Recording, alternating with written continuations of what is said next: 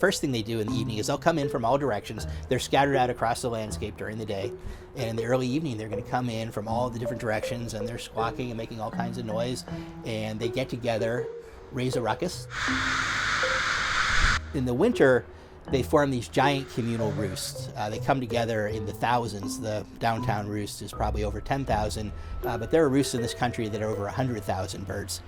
And the reason they congregate in these large groups is because it provides them with safety. There's safety in numbers.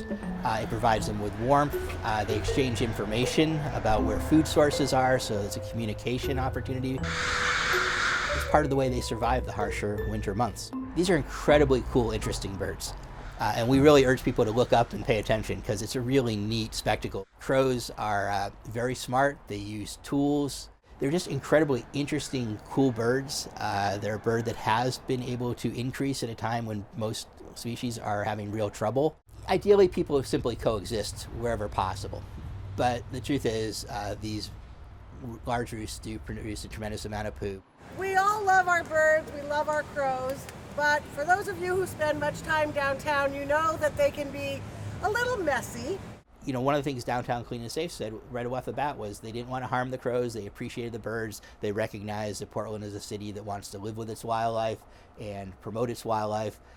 So they were very interested in solutions that were humane and would get the job done, but wouldn't harm the crows or drive them out of the city. Falconry is an ancient sport and art.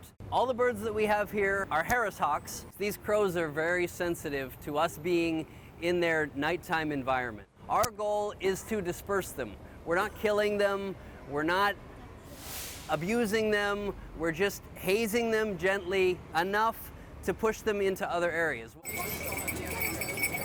What appears to happen is the hawks come in and the crows move around enough that it's taking some of the pressure off these places where people were really concerned and complaining.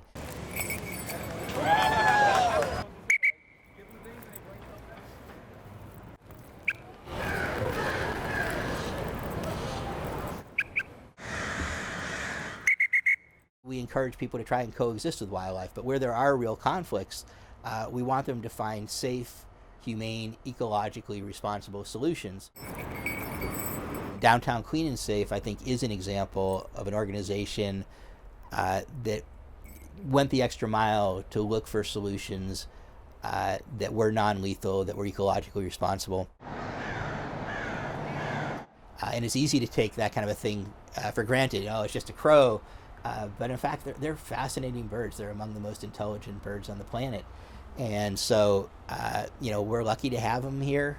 We should appreciate them and also appreciate the fact that Downtown Clean and Safe is, trying to deal with their concerns in a responsible way.